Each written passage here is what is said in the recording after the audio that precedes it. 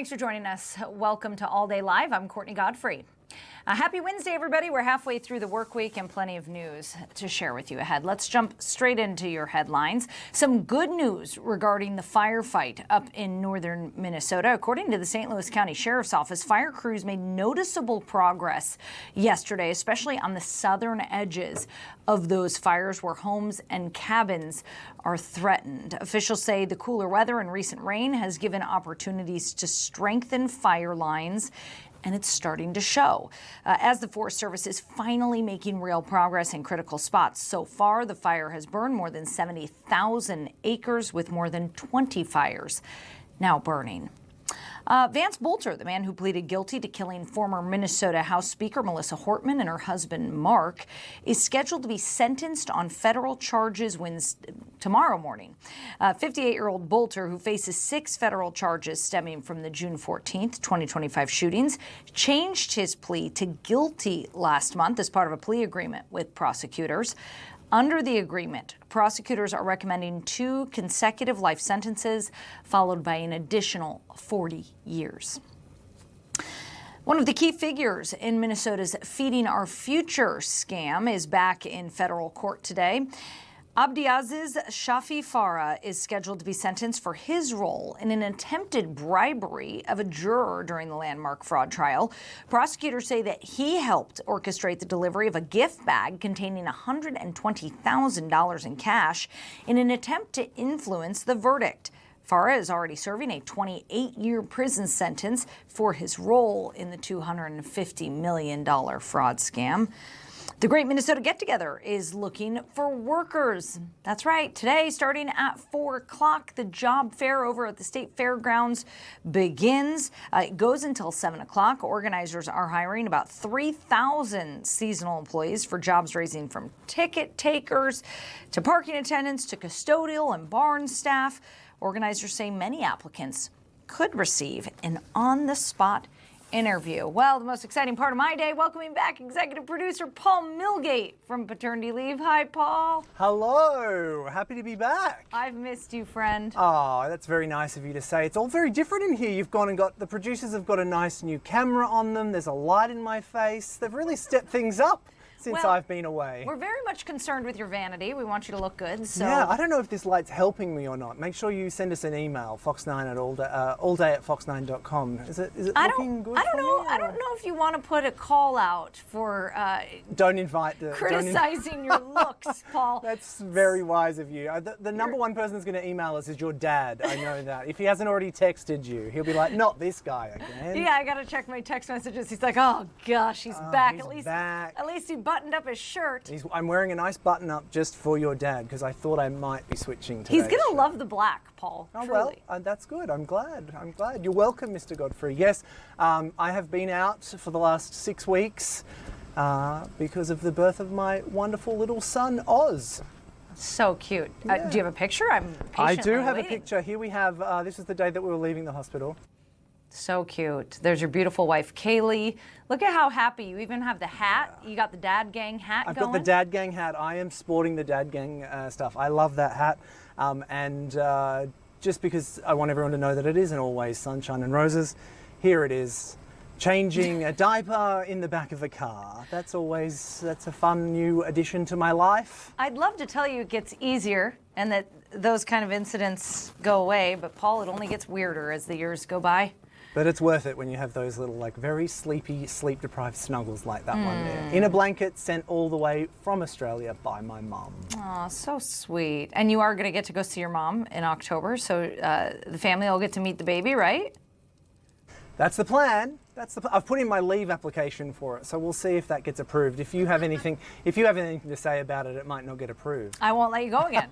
Well, no, that's right. I can't survive without. No, we were fine without you, You were Paul. totally fine. I tuned in occasionally. Kara and Grace were You're wonderful. in very safe hands. Yes. I'm more worried about being back in the booth, switching all the pressing everything. You know, they say it's like riding a bike, but it's like riding a bike in front of all of our viewers. And if I make a mistake, everyone will get to see me make that mistake. I don't know. I already noticed like a fancy push-in on the camera angle. I'm back, baby. I'm back. You know, I didn't get that fancy stuff with the girls, so. Well, to be be fair, it's because the camera control is really far away and I'm the only person with an arm long enough to reach the camera to be able to do it. So that's a little bit of behind the scenes stuff. I am just keeping half an eye on, we've got a live shot coming in from So Young Up, who is talking to us all about things northern wildfires. She is up there. I can see a shot coming in, but I might need to just duck away momentarily. Courtney, why don't you tell our viewers a little bit about the viewer poll that we're trying to get happening for this Yeah, that's right. So episode. We'd love to do a little more viewer engagement on our show. So we'd love for our viewers, our all-day viewers, to chime in on this one. It's a simple one, okay? And it'll only take you a few seconds. So we want to know, after this extreme heat wave that we've had, do you prefer the hot or do you prefer the cold? The very, very hot or the very, very cold? Which one would you rather live in? You can submit your answer on fox9.com/allday. I know what my answer is, but I'm only going to share if you guys submit some responses. So fox9.com/allday. We had it there at the bottom of the screen. Cold weather or hot weather? It's a toss-up. I know Minnesotans could go either way, and Minnesotans are very opinionated about this one. Like Paul said, we continue to follow the wildfire that is burning in northern Minnesota. We've got somewhere around 20 wildfires burning up there around the Canadian border. Around 800 firefighters are part of that firefight, and they are working around the clock to try and protect cabins and homes up there just north of Ely. The Fernburg Corridor and the Echo Trail were evacuated. Thousands of people were evacuated. They've not been allowed to go back. That area remains in a go status. The good news here, though, is that those evacuation orders have not expanded. So while there are plenty of people in that Arrowhead region that are in the ready status and the set status, there have not been any more individuals told to get out, to go at a moment's notice. They're told to be ready, but it has not expanded, which is good news. And of course, St. Louis County officials have said that the rain and the cooler temperatures have been on their side. Do we have So Young ready to go? So Young is on the ground, ready to go. We're just having a few little technical issues. So what I'm going to suggest is that we just duck out for a quick ad break. We'll come back and we take you straight up to Ely to see So Young and get an update on what's happening up there. What do you think? Let's do it. All right. Paul's back in business. He's the boss now. So let's take a quick break.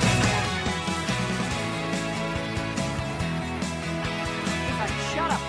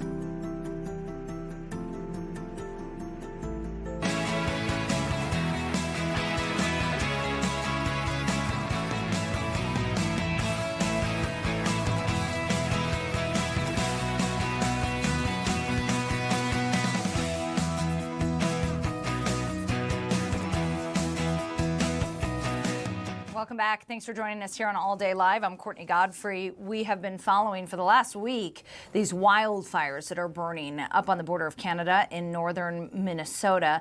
They were started by a lightning strike, or series of lightning strikes, I should say, the first week in July.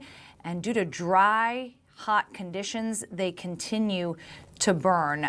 Let's see, do we have the fire map, Paul? Because I hear that So Young is not ready. She is in Ely, but she's not ready to go yet. Do we have the fire map that we can pull up? Yeah, give me 2 seconds while I work on that.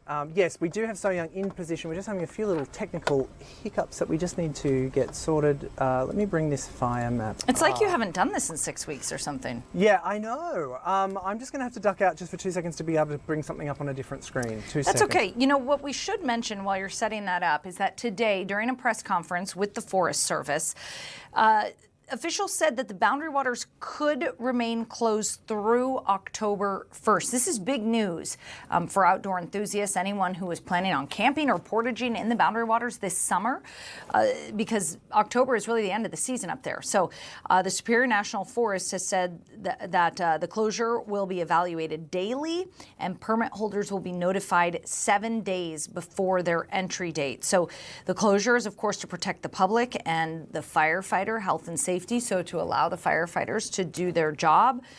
But they're reviewing whether some areas could be reopened. So while they might keep the majority of the BWCA closed, they are reevaluating every day whether to open certain portions of the Boundary Waters, and those could reopen before October. But what we heard from them today was that they're just they're going to right now say through October those permits are going to be pulled. It was a little hard to understand what they were saying exactly, but So Young is hopefully going to get us some clarity on that.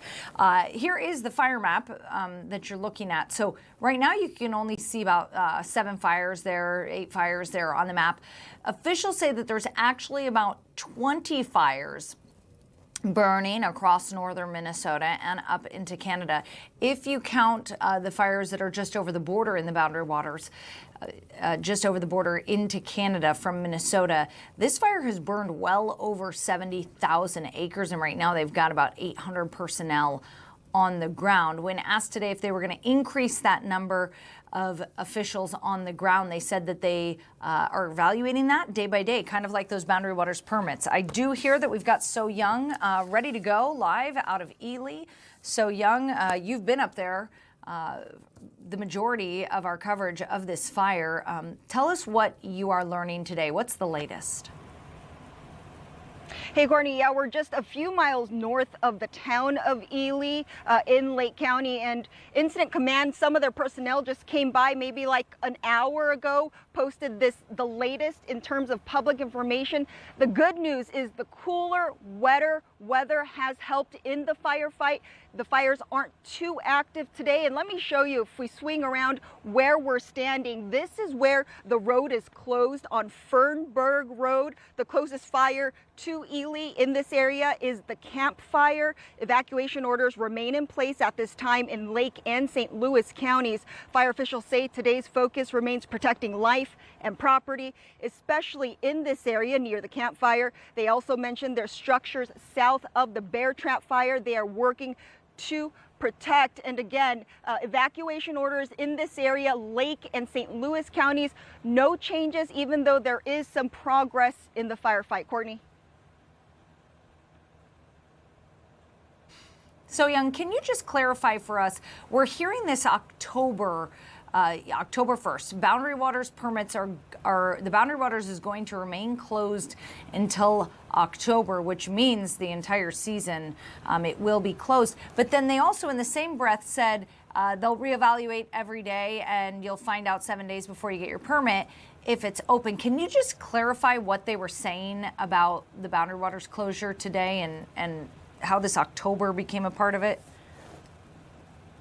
Sure. So from my understanding, what the Forest Service is saying is that emergency closure order for the Boundary Waters, that's under a forest order, and that order is in effect until October 1st. The permits, they're evaluating that on a rolling basis. Right now, permits are all canceled through at least Friday. We know that. And they're evaluating that from 4 to 7 days range.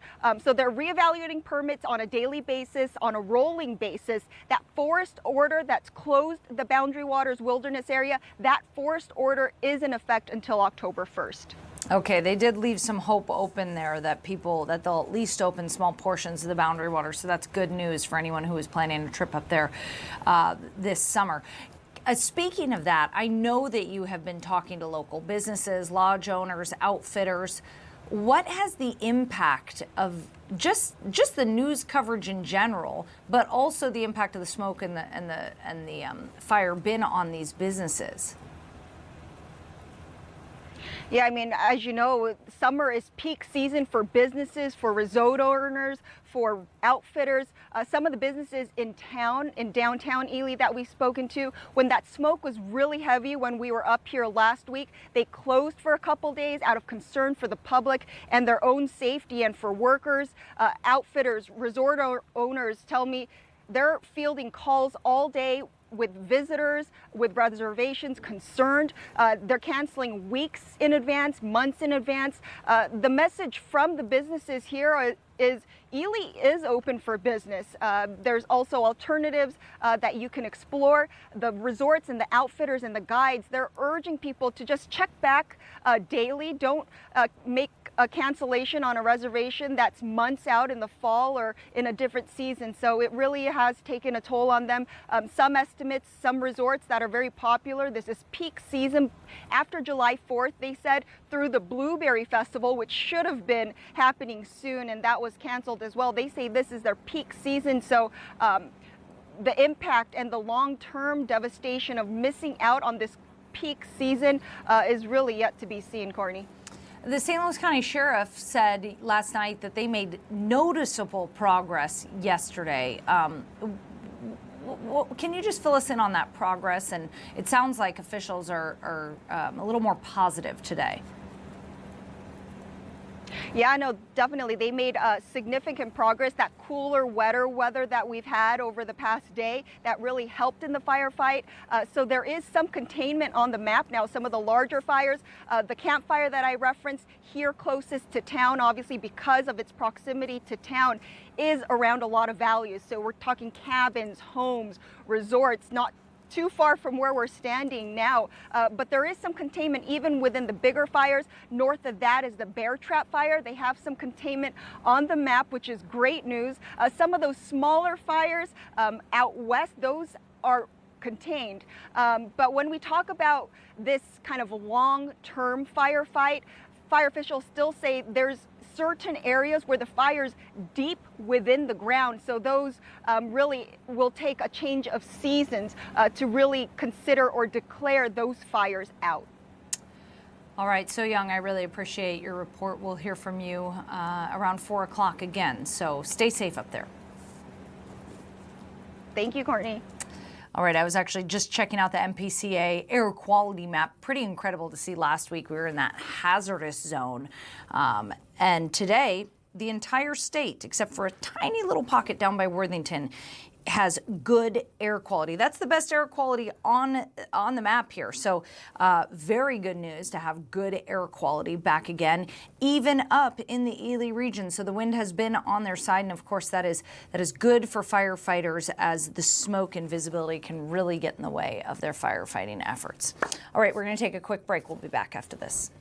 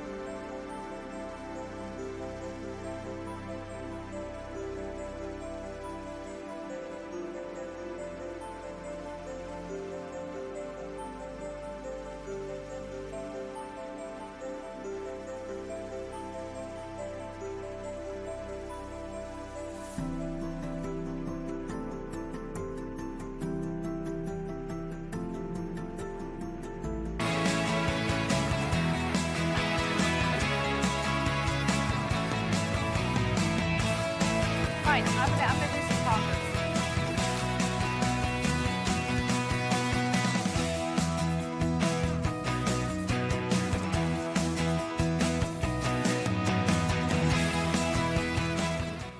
Welcome back. Thanks for joining us on this Wednesday afternoon, halfway through the work week.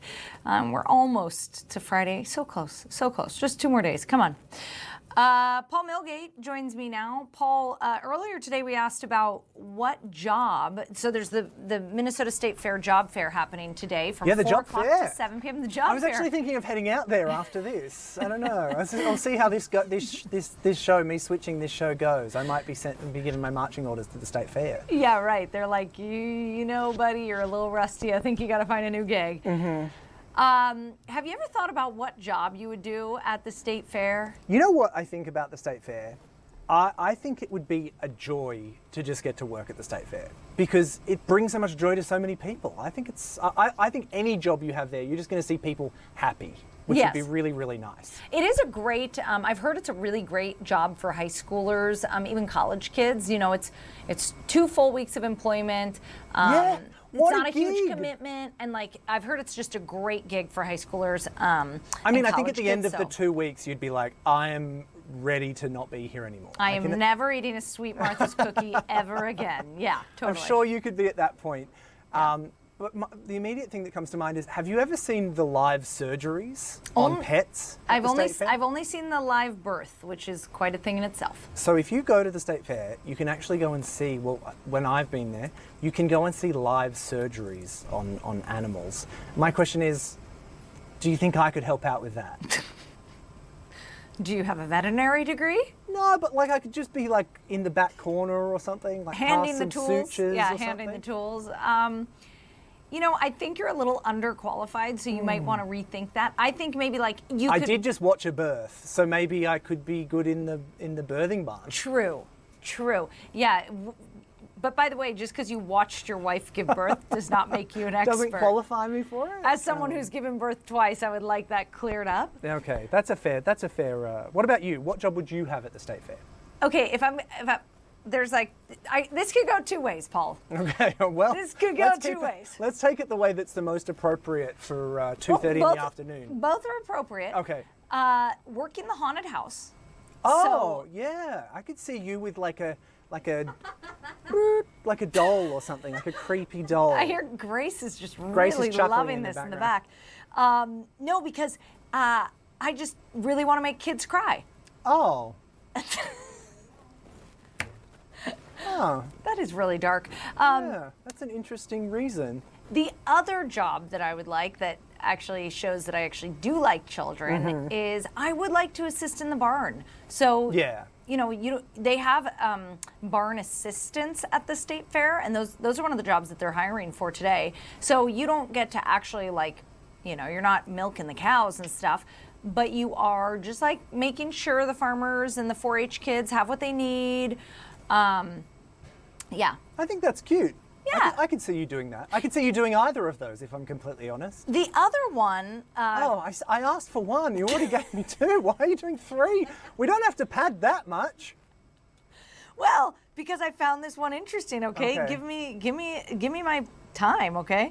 You can be a floral building assistant. Ooh. So you can work among the thousands of flowers and horticultural displays. Aw.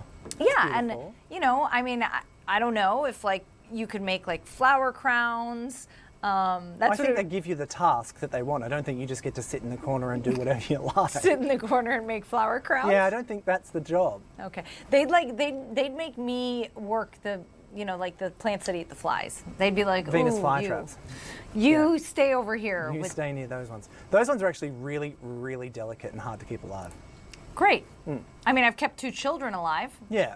So I feel like I'm cut out for a plant. Sure. Yeah. You know who else has a really interesting job? Me. Or an interesting job that I did hear about. Dr. Isaiah Tolo from the Minnesota DNR. He is the fish health supervisor for the entire Minnesota DNR, and he is on the line. So I would like to get him up so that you can have a quick chat to him. Do you want to tell everyone what Wonderful. we're having him on to talk about? What a segue, man. What a segue. Paul, it's like I wasn't away at all. You were so good at this. Yeah, so Minnesota's recent heat wave isn't just taking a toll on people, it's actually resulting in a massive fish kill in area lakes, as the DNR says that low oxygen and warm water is to blame. Dr. Isaiah Tola, he is the fish health supervisor at the Minnesota DNR, and I'm telling you that we need a couple more minutes to make sure that his audio is all right. Well, so let me just tell you what is happening here. With that prolonged heat wave that we experienced the last couple of weeks, hundreds of reports of fish kills were going on across dozens of Minnesota lakes.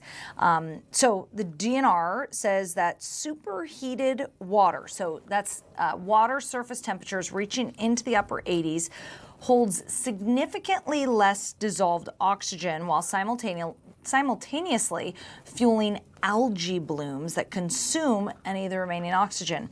As a result, as you can imagine, that results in a lot of fish dying and washing up on shore. So Dr. Isaiah Tola joins us now. Dr. Tola, very interesting. Tell us what's going on in these lakes after the heat wave. I'm not sure he can hear us. I can hear you. Can you Yes. hear me? Great. Okay. Yeah, so just let us know what is going on in these lakes right now with that extreme heat that we experienced over 10 days. Yeah, so generally what we see with fish mortality events across the state is that there's usually a pulse of events right after the winter conditions. And then we'll see another pulse of events in the summer. This summer, we have kind of an interesting case where we're seeing a second, more severe pulse of fish mortality events across the state. And we're not just seeing those in the waters that we expect to see them in.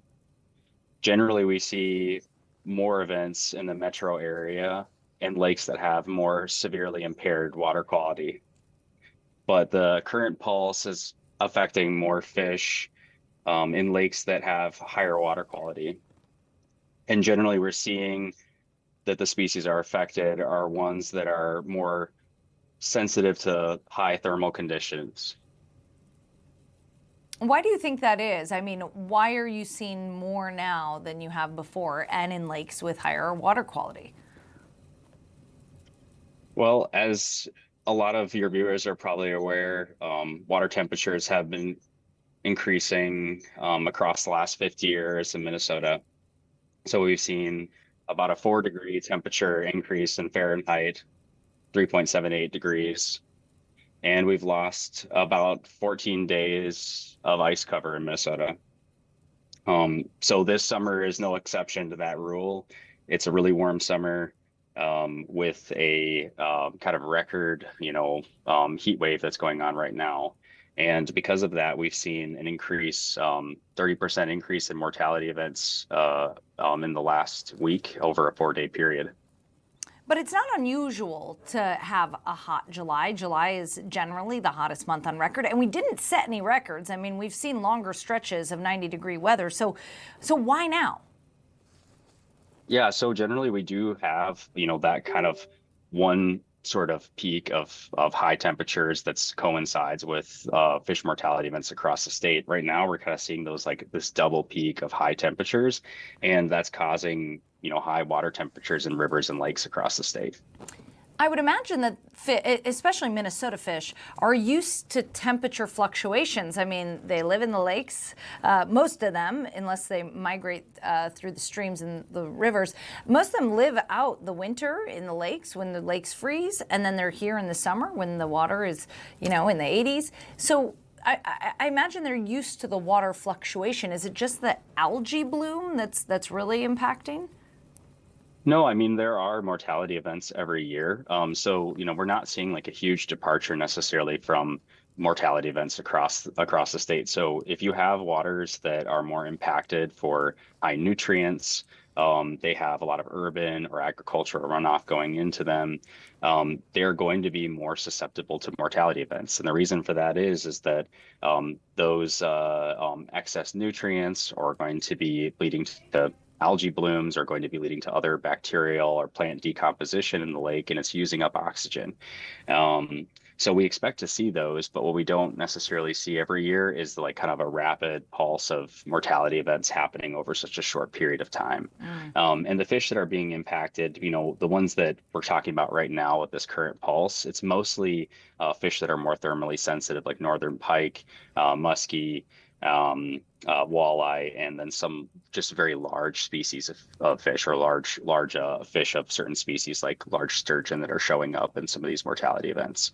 And that makes sense because certain fish, the larger they get, they're more sensitive to thermal impacts. Basically, their gill to body surface ratio becomes less favorable as they get older, and so they're more sensitive.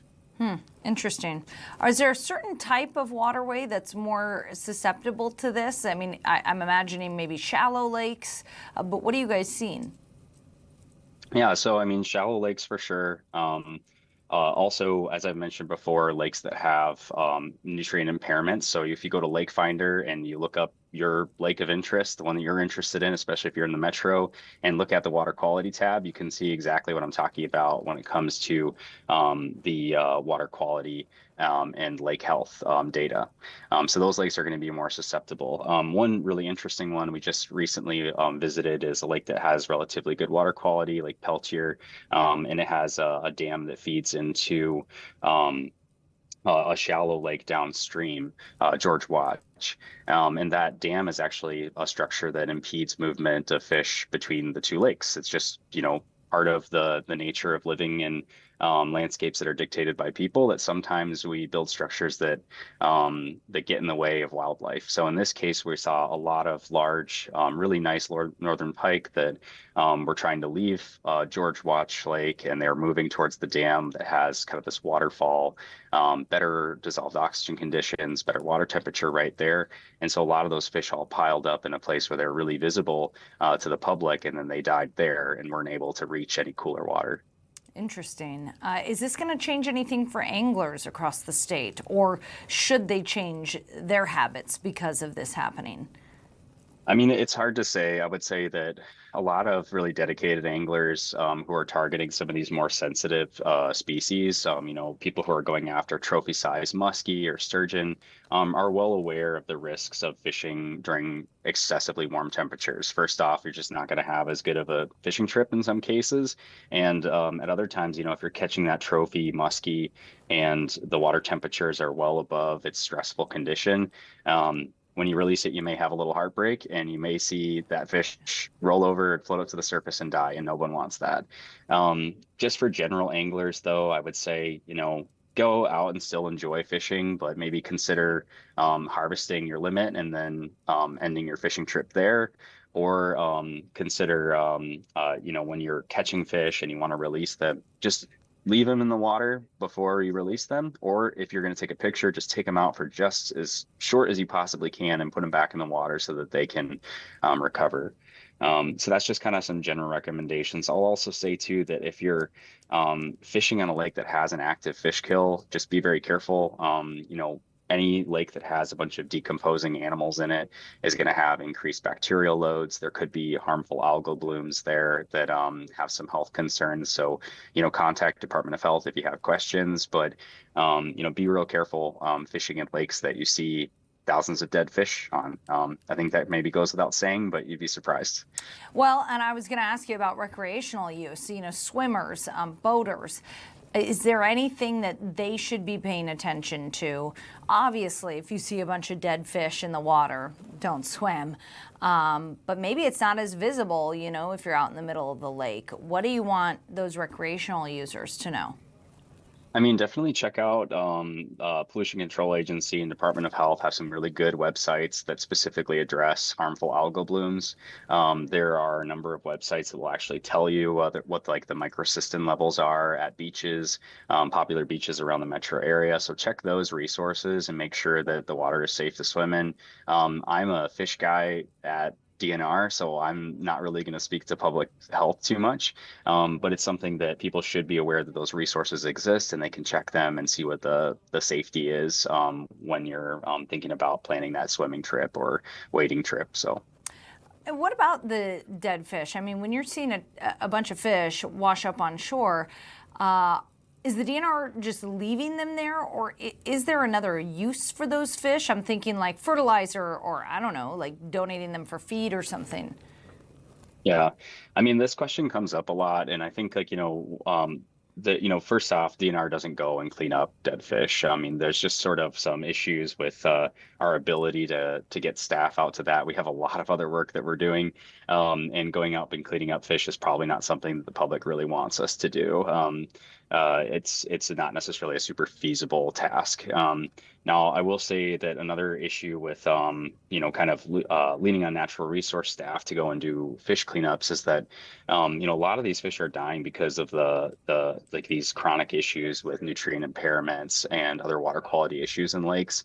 And so, kind of eating up more of our natural resource management staff time to go and clean up fish is probably not going to be in the best interest of trying to work towards improvement of water quality in those areas, which is, maintaining habitat, maintaining healthy populations of fisheries is really what we're focused on. Cleaning up the mess after a population is impacted by poor water quality and then dies is probably a poor use of time. Okay, we're back in average temperatures now, but what if that extreme heat returns? Yeah, so if that extreme heat returns, I think that we're going to be in for more of these reports. It's, like I've said before, we're kind of at a level right now where we're having still a relatively normal year, except for this current pulse of like a lot of events all at the same time. So we would expect to see more mortality events across the state. Probably what we'll see too is that right now we're just looking at events that for the most part are involving sensitive species, but we'll start to see some of those more resistant species start to die off. Some more cases that involve primarily carp or panfish, bass, these more what we call like warm water species. You might start to see those show up in these mortality events if conditions don't improve. Okay, so interesting. Dr. Isaiah Tolo, the fish health supervisor with the Minnesota DNR. I so appreciate you joining us. Yeah, thank you for your time. All right, Dr. Tola talking about the recent heat wave and how it is taking a toll on our fish populations as dozens of Minnesota lakes see massive fish kills right now. We're going to take a quick break, but when we get back, we are going to talk to our very own Don Mitchell all about the Minnesota Lynx as their star player, one of a few star players, I guess I should say, is set to return to the court. Stay with us.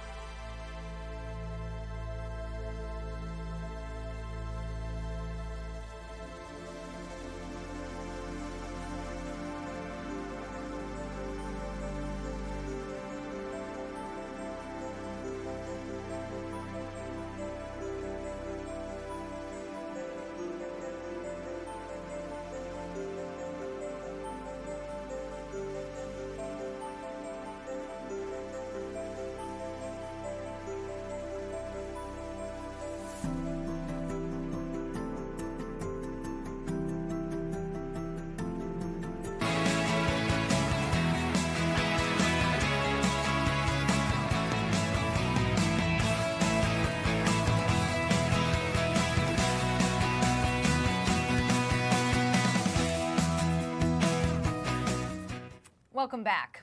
Lynx star Nafisa Collier returned to the court this afternoon in her first game of the season after missing the first 27 games after receiving ankle surgeries. So she was listed as probable for today's game against the Seattle Storm. And she's already crushing it, putting several points on the board. Our very own Dawn Mitchell joins me now to talk about Fee's return. Yeah, you know, it's so hard when we knew at the end of last year that she opted to have surgery, not on one ankle, but on two ankles. So she had it on one, had to heal, get ready, be able to put weight on it, and then had the other one. So we knew that she'd maybe get back to the court and shooting around June. So none of this is shocking, but we're all waiting for when Queen Fee would be back. And in the meantime, they have been playing lights out, although we'll talk about their defense. It is going to get better with Queen Fee back on the court, but still #1 in the league. And then you get your amazing player back, one of the best in the league back. And so when I have a couple of sources in the WNBA, and they told me this morning, like, listen, she is going to come back. I mean, we pretty much saw it when the team was releasing videos of her reaching for her crown and all that. They don't do that. They know that she's not coming back. But when you look at the lineup, Olivia Miles, Courtney Williams, Kayla McBride, Nafisa Collier, Natasha Howard, all stars. So let me tell you, Kayla McBride this year, she's a 5-time All-Star, but kind of snubbed this year. She is on her way for her 8th straight game of 20 or more. So, you look at Liv, you look at Courtney, look at everyone, and Natasha, and then you say, oh yeah, and by the way, Nafisa Collier is coming back. Yeah, it's like it's the rich get richer. Well, that's exactly right. I mean, the Star Tribune was saying that, you've got the best team in the league, and then all of a sudden they get this top-end WNBA player back. It would be like just this incredible trade. You know what it reminds me of? When they got Maya Moore. There you go. They already had a good team, then all of a sudden, by the luck of how things just transpired that year, then they get Maya Moore. So I mean, it's just incredible. They have stayed near the top. So they were entering today's game with a record of 21-6. Yeah. That is, so how can you get... the Aces are not far behind them, so it's not like they're blowing away the competition. They still have to maintain what they're doing. I always get a little leery when teams hit an All-Star break. Like we saw how well the Twins were doing, and then the All-Star break hit, and then they come, poof. Yeah. I'm not saying that it's even comparable because the Twins were not #1 in the league, but I'm just saying you lose momentum. So I am just hoping that the Lynx can continue their momentum when they come back. But the past couple of games, Cheryl Reeve has not been happy with their defense and has been saying, listen, if our ultimate goal is going to be to win a WNBA title, we can't win it with this defense. But we saw already with Fee kind of getting into the groove. Right now, they're at halftime. She has 11 points. And it was a little slow going. She started, but she only had 2. And then you could see then things were kind of clicking. You can practice with the team for a month or so, but to actually get into game speed. And like I said, K-Mac well on her way. She has 16 points at halftime. So I do want to ask you though, when you have a team that is gelling so well and playing so well, obviously you mentioned, the defense could use work, but generally playing so well, they're 21-6, so we can't be too critical. And then you all of a sudden bring somebody back into the mix. I just wonder if that can sometimes derail things a little bit. Well, maybe for a little bit. Like, listen, it's a problem that you like to have. Sure. Right? Because, yes, I feel bad for whomever is out of that lineup or how that, they've been switching in players and stuff. There's a couple that probably won't get as much, obviously, playing time. But it's Nafisa Collier. So if you're buying in on this team winning something, you want to have feedback. And Cheryl Reeve is not going to just play her on the court if someone else has been playing better. We already see she has 11 points in her first game back. Some people don't even get that. So, it's a problem that you like to have. That it creates competition. But this whole team loves her, and she's been around the club. She's been leading the club with the boot on her ankle, So it's not like, who is this coming in and upsetting our chemistry? But when you're on the court, that on-the-court chemistry, but it's almost like, oh, okay, this is how it can be. Like, we were maintaining and playing well, but now we've just added a bonus. And what about Olivia Miles? She's been playing, but she did have that ankle injury that took her out of the fourth quarter a couple games ago. So it's been a kind of combined. She had that. It started off with a calf injury, right, and then it was that ankle, and it's all in the same leg. So she knows she wears a sleeve, but she says that she feels good. So And she is going to play and start in the All-Star game. So she wouldn't be playing. She's such a commodity. I think that they maybe would have bubble wrapped her or played her or maybe watch her minutes a little bit. But she said that she feels pretty good. But it is something when it's like your start rookie that you do want to kind of keep a handle on. But especially where it started off at the calf strain, and then it's that same ankle on the same side. You know that they're watching that leg like a hawk. Yeah. Okay. Dawn Mitchell, we so appreciate you joining us. Thanks for making the time in your Thank day. you. We're going to take a quick break. We'll be back after this.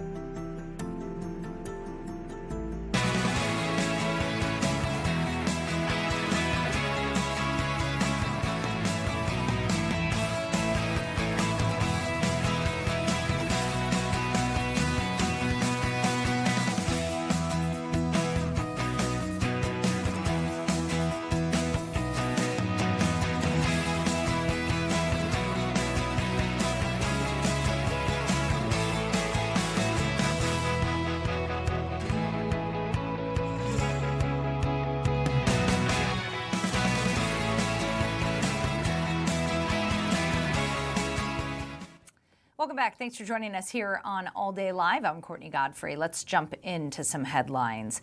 Well, good news related to the wildfire fights that are happening up in northern Minnesota and along the Canadian border. According to the St. Louis County Sheriff's Office, fire crews made noticeable progress yesterday, especially on the southern edge of those fires where homes and cabins have been threatened. Officials say the cooler weather and recent rain has given opportunities to strengthen fire lines, and it's starting to show.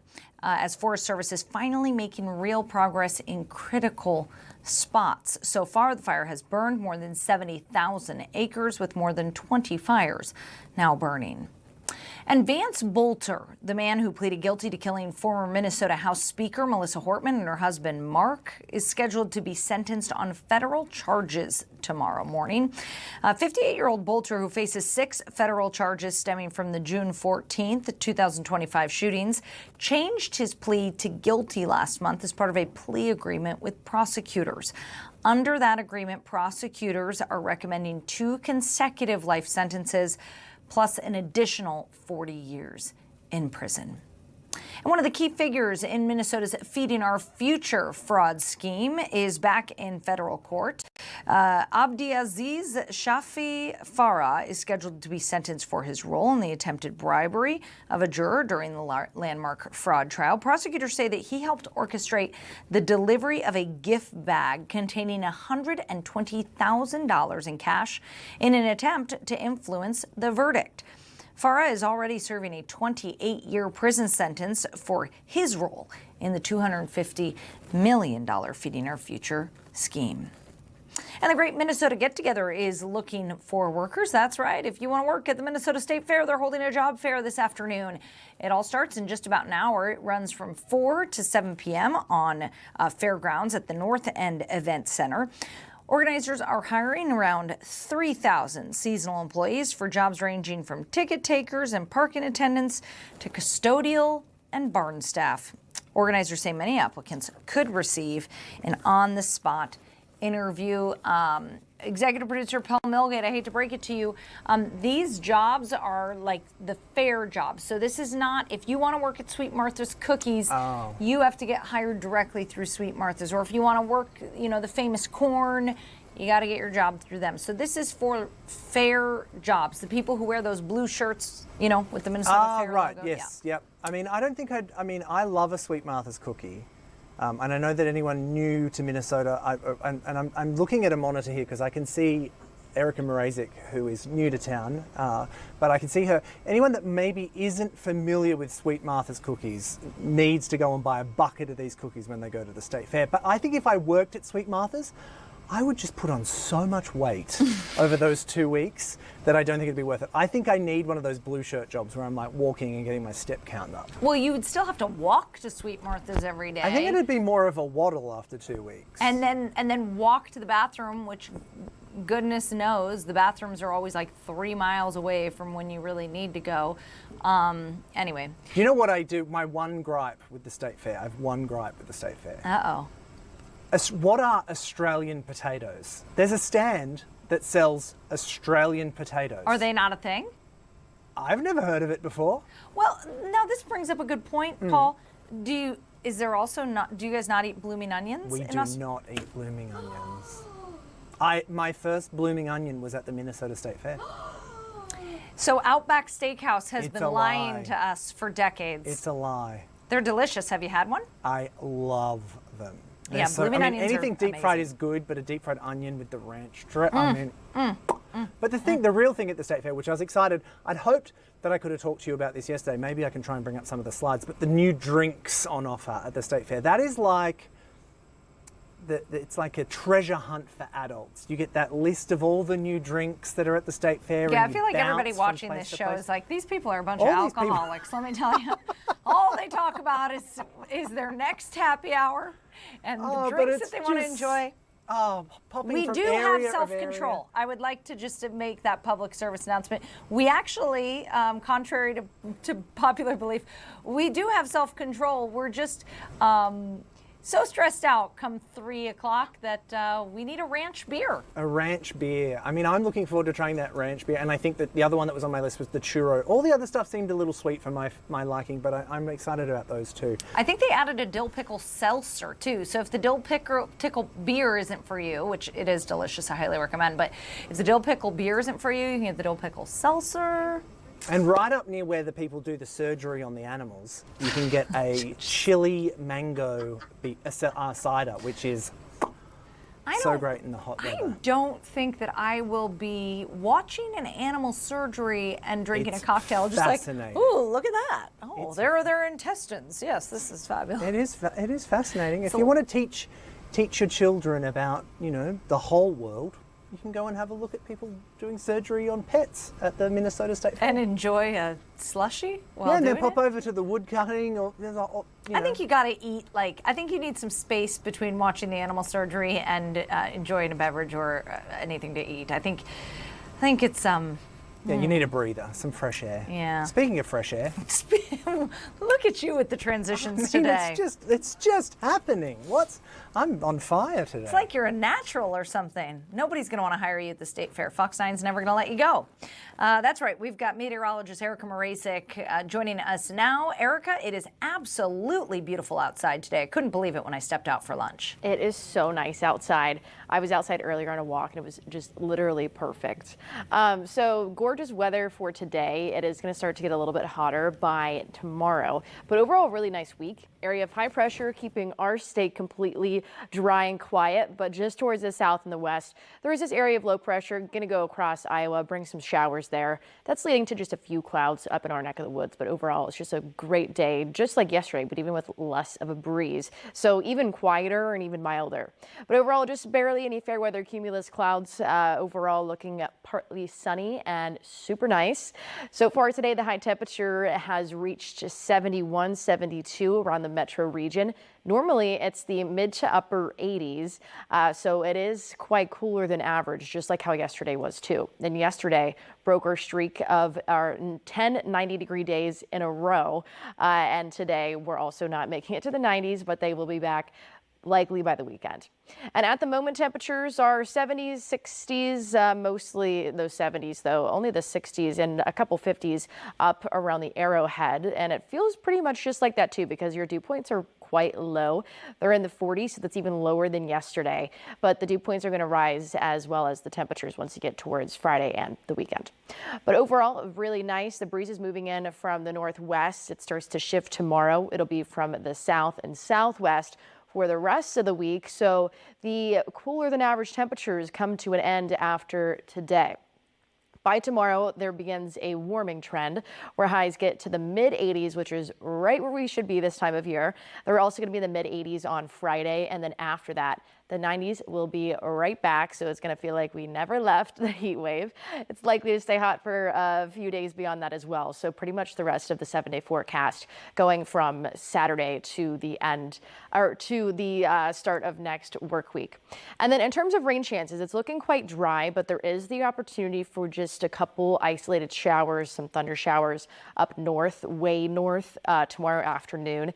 And then slightly better chances, but still pretty minimal for Friday afternoon and evening for some showers and potentially some storms also up north. But for the metro region, looking pretty dry. Next best chance for rain is going to be a weekend nights, but those chances are also quite low. So forecast is pretty mild and starting to get warmer, Courtney, as you head into tomorrow and the weekends. Turning that heat back up for the weekend. Yes, it will be here. It'll be a nice pool day for the weekend, nice leg day. Nice anything you want to do day. Get in the water on Yeah. Saturday and Sunday, because man, we're returning to those 90s. It's hard to believe. Got a little bit of reprieve, and it's coming right back. Erica, it's Paul here. I want to know, are you excited for the State Fair? I'm excited. I need to hold a pig. Like, there's nothing You I need want to do hold more. a pig? Yeah, like I need, like, you know how people like, it's just like a dog. We I can make that need happen, Erica. To have a pig. There's We a can make chance that happen. Yeah, there's a chance you work at the right place to request to hold a pig. Correct. At the State Fair. Yeah, and then I was also thinking about the animal surgery. I Yeah. think I would pass on that. I dissected a frog in high school, and that was enough for me. So I feel like I've had my fair share of. So you certainly wouldn't be enjoying your slushie while also watching the surgery, because Paul's a freak. That's don't right. yuck This people's time- yums, Courtney. Maybe next year, but for my first year, I think I'm gonna skip out on We'll that. keep it to like log chopping and the dogs jumping in the pool and stuff. We'll keep it to the standard. You know what? I Yeah. forgot about that, Paul. That's also a good event at the fair. The dog shows. The dog jumping is great. It's like you sit what do there they and you do? just cheer on dogs to jump in a pool. Like off a little diving board, or They just kind of run and launch off this like so platform. cute. It's really fun. they should make the pigs do that. You know what? You could petition for that.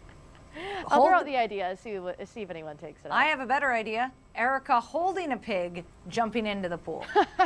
Maybe that one's also for next year. Now, my first year needs to be a little, I need to ease into the festivities. You need to have the basic experience, and then you can build on it. Because Yeah, you're going to be here exactly. for a long time. You're going to see a lot of state fairs, Erica. I can feel it in my waters. Yeah, but I've heard so much about them. Like, to me, it's giving like Christmas is the way people are talking about it. So I'm excited.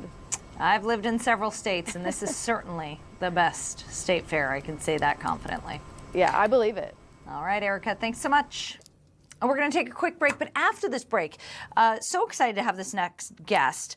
Chris Ellerbrook, he is a photographer who lives up in northern Minnesota, and he has been photographing the wildfire fighting efforts. Just incredible, the photos that he's putting out. Really excited to have him on our show. He's going to be up after this quick break. Stay with us.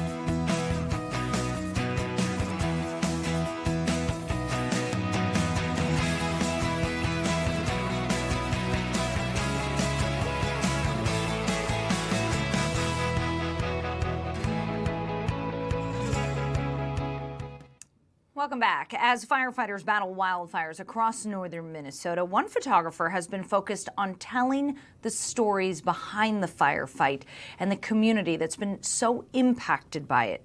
Chris Ellerbrook joins us now with a look at what he has witnessed and why he's chosen to photograph it. Chris, thanks for joining the show. Thanks for having me on. Why did you decide to pick up your camera and start photographing these firefighting efforts? Well, I do that all the time in our area. I am a local photographer for the newspaper. I do a lot of photography independently for a hobby and just to tell the story of Ely in general. And so that's kind of something I'm always doing anyway.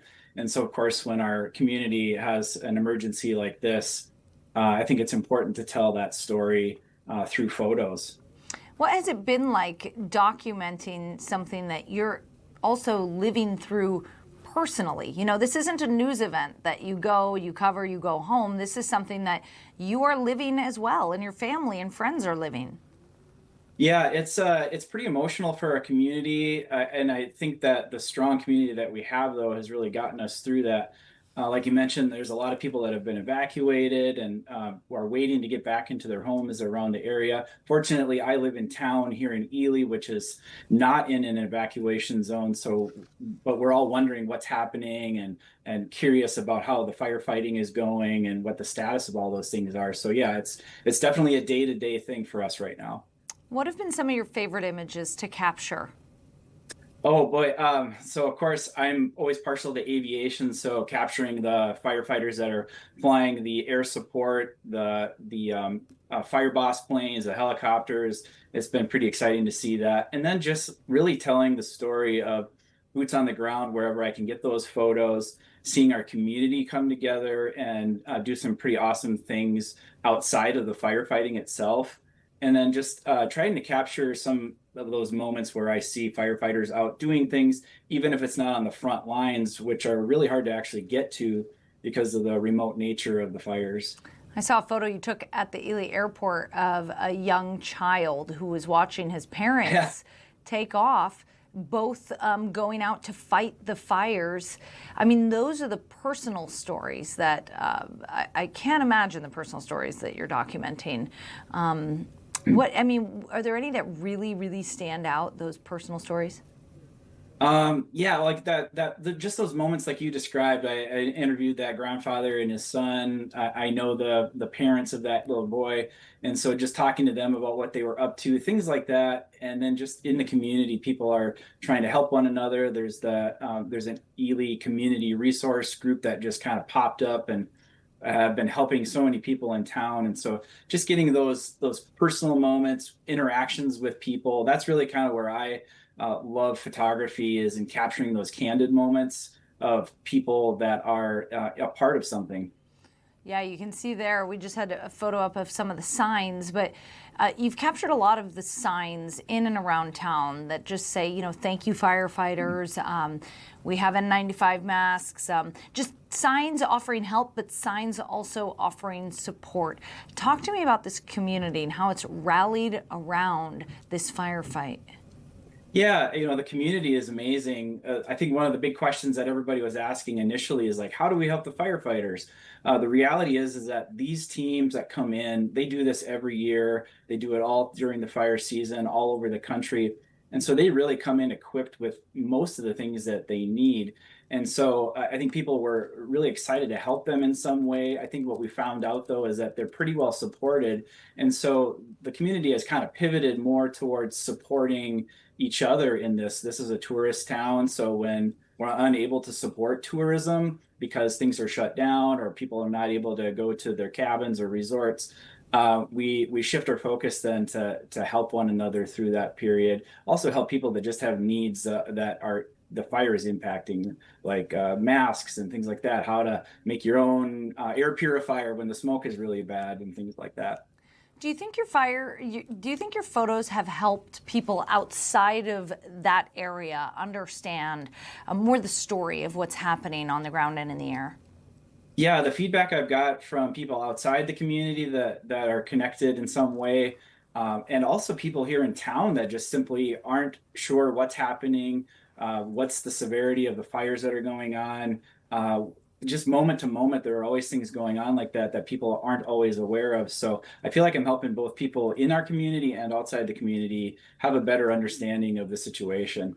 The photos of the first responders getting a break, getting some respite among these 24-hour workdays really were pretty powerful because it's something that we don't have access to normally. You have a backstage pass, for lack of better terms, to this firefight. Have you been able to talk to any of those first responders when they're out there getting a break, or do you try and just stay back? We don't have access to a lot of the people that are working on the front lines because of the remote nature of these fires. They are close to Ely, but they're in the woods. So the people that are kind of right there on the edge of the fires, we don't really see them day in and day out. When we see them, they're coming back from those places. They're tired. They've been working hard all day, and they're trying to get food and just trying to crash for the night.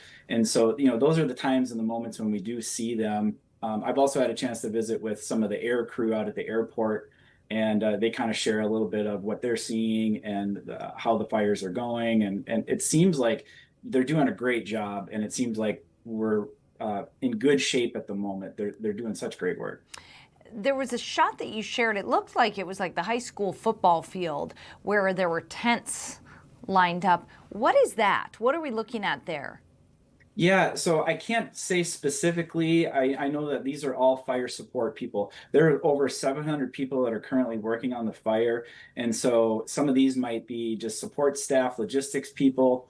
I believe there might be some hotshot crews that are using that facility as well. There's a number of different places where they're staging people in the town and then outside the town in proximity to the different fires that are going on. And so this is just one of a few places where these crews are sleeping and crashing at the night after a hard day's work. We've heard from the St. Louis County Sheriff yesterday saying that, yesterday brought quite a bit of relief and that you can tell that there's good news. You can feel the positive energy. Can you feel that? Can you feel this positive momentum right now with the rain and the dip in temperatures, the clearing of the sky? Oh, absolutely. Yeah, a few days ago when it was real smoky in Ely and frankly all over Minnesota, it really kind of felt like Armageddon. There was just this really like nasty smoke in the air. It just felt just awful. But now we've had a number of days of good favorable winds that have kept the smoke out of our area and have and the moisture that we've received has kind of helped bed things down. And so you don't really see any smoke even on the horizon. And so all those things just kind of give us a sense like, hey, they're making headway. And the other thing is that these teams have really been doing a great job of communicating day in and day out what the status is of their efforts, the progress that they're making. And so all that really clear communication is really helping us get a sense for their progress that they're making. If people want to take a look at your photos and see your journey and journey through photos, I should say, where can they find you and see your work? Yeah, probably one of the most active places that I'm online is through Facebook. My name, Chris Ellerbrook, through Facebook. I'm also very active in posting imagery all throughout the year on What's Up Ely. It's an open group that you can join, and we've got like over 30,000 people on that group throughout the year that communicate and share things about Ely and the Ely area. So that's a great place to see my photography. Have you put any thought into possibly selling some of these photos? Some people might want, to frame or hang on the wall. Yeah, selling prints isn't necessarily something I do a ton of, but I have been getting more requests for that. So if somebody is interested in a photo, they're certainly welcome to reach out to me and we can figure something out. Incredible work, Chris. It's just, to see your photos really showed me a perspective of the fire that I hadn't seen before. So thank you so much for your commitment to your art. Yeah, and thanks for having me on. I appreciate it. Yeah, that was Chris Ellerbrook, professional photographer who's been photographing the firefighting efforts up there in northern Minnesota. We're going to take a quick break. We'll be back right after this.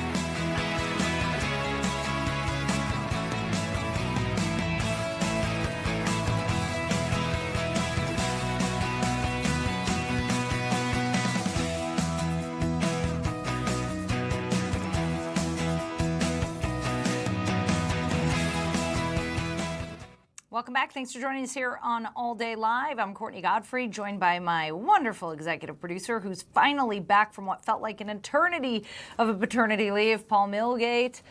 Happy Wednesday, Paul. Happy Wednesday. Yeah. I'm just having a quick Google here because something I was meant to do before we came on the air was to talk about, there was this recent report that 5 cups of coffee, they're saying that coffee lovers can, 5 cups of coffee a day feels safe for adults. I mean, what are your takeaways on that? Do you think 5 cups of coffee is a good amount, or is that too much? Too much. I think it's too much. My significant other probably drinks 5 at least a day, and it doesn't faze him. Like, he can be drinking a cup of coffee at 5 p.m. and he'll be fine. If I have coffee after any bit of caffeine after like 11 or noon, I will not sleep well that night. So it's not for me. But yeah, the American Heart Association says that consuming up to 400 milligrams of caffeine a day, which is the equivalent of 5 8-ounce cups of black coffee, is generally safe for most healthy adults, and may even be linked to a reduced risk of heart disease. So I wish that this report said that 5 cups of wine was healthy. But it's coffee. I think when you start measuring your wine in cups, that's where you get into problem. I think they call them glasses. Well, in my house, the pour tends to go all the way to a tumbler size. To the lip. You are now not helping yourself from what you mentioned earlier. That you're telling everyone that you're an alcoholic. Yeah, 5 cups of coffee. It does feel like a lot. I don't know if I can comment on this because I love a cup of coffee. You've seen, I've got my Keep cup that I carry around with me all the time, always going into the kitchen, filling it up with a nice cup of coffee. But like your husband, I can have a coffee and go and have a nap. Now, but can you have a Celsius? A Celsius or any of those caffeine, those carbonated caffeine drinks that are like the equivalent of 2 cups of coffee, I think? Yeah, there are jolts to it. I had one just before we came on air. Not that brand, a different brand. But again, on the weekend, I was so wiped from our little man keeping us up all night that I had an energy drink at about 3 o'clock in the afternoon, and I had a nap from 3:30 till 4. Wait, so you drank the energy drink? I drank the energy drink, and I was so wiped that I napped. Wow. Have you ever heard of a coffee nap? This sounds kind of similar. No, what's a coffee nap? Coffee naps they were very popular probably like 5 years ago. They're very trendy, went all over social media. So basically, you drink a cup of coffee, you immediately go down for a nap. And the idea is that something to do with the receptors in your brain, they're more open to the caffeine. So when you wake up from the nap, and they only open when you're asleep or something, so when you wake up from the nap, it's like the caffeine has an added punch to it. And so it's called a coffee nap. And do we know if there's any science to this, or is this just something that was on social media? No, I think there is. I've watched YouTube videos about it. It is a true thing. Okay.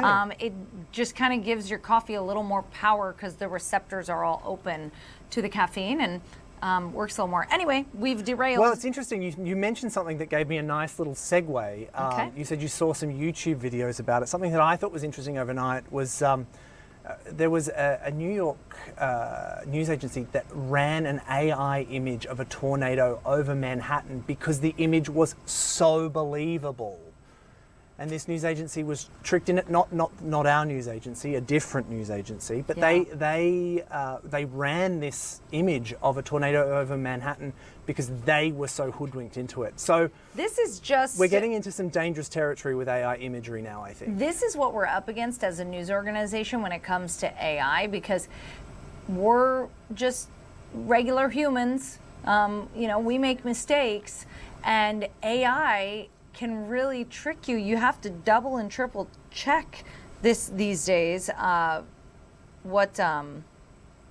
Apparently you spelled Manhattan wrong, by the way, on your lower third. I just got a note in our group I was chat. trying to fit. It was too long, and so probably that's where I went wrong. He does know how to spell, but he's from Australia. Give him a break. Yeah, no, it's a very difficult, challenging time that we're in as news organizations, because we are sent images. How do you fact check them? Someone probably sent this photo into the station. They thought it was a viewer photo. Although I would say, if there was a tornado in New York City, don't you think they would have heard about it? That's the thing that made me kind of go, brrr. It's not like they were sending an image of an event that definitely took place. Yeah, It seems like quite the oversight. I think it was an intern who probably put that image into the B-roll category. Like, Yeah. How did that hit the air? I don't know. But do you know what we do have on after this break? We've actually got something that was quite interesting. It looks like it could be, such a close call that it looks like it itself could be AI. I'm going to see if I can play it. I'm trying it through a different computer here than I normally use. So just stand by as I hit play. I'm preparing myself. That's right. Yeah, this is really scary, this video. This was out of Champlin, the city of Champlin's police department posted this on their social media yesterday, Paul. And it shows these, what looks like preteens that are on an e-moto. There's two riders on the bike, together on an electric motorcycle, which, by the way, is illegal. And they cross directly in front of traffic on Highway 169. That is a highway where the speed limit is 55 miles per hour. So if that truck wouldn't have been paying attention, this might have been a very different outcome for those juveniles. So pretty scary. And the officer from Champlin Police who posted the video is going to join our show and just chat about this issue of e-motos and bicycles. I'm hearing we're having breaking news right now. Oh, okay. I did just get this note in our messaging portal. So as I mentioned earlier today, we have that individual from the Feeding Our Future case who was expected to be sentenced today. So Abdiaziz Shafi Farah has been sentenced to 10 years in prison for bribery of a juror. So all the other counts were dismissed, but he was sentenced to 10 years for bribery of a juror. This sentence, of course, will be run consecutive with the 28-year sentence that he's already serving for his role in that $250 million Feeding Our Future scheme. So interesting stuff. He'll be serving another 10 years. So let's take a quick break. When we come back, we are going to talk to that Champlin police officer about that video that you just saw. Stay right there.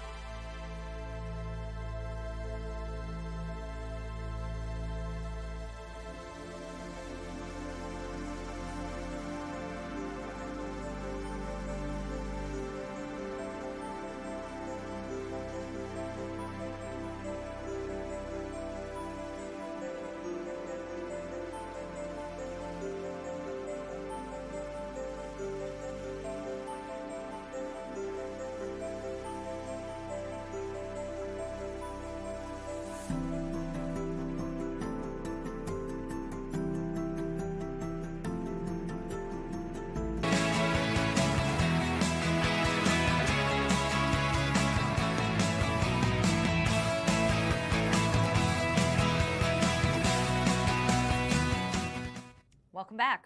Well, you've probably seen preteens in your city riding around on these electric scooters or these e-motos. They kind of look like motorcycles, but they're being called bikes.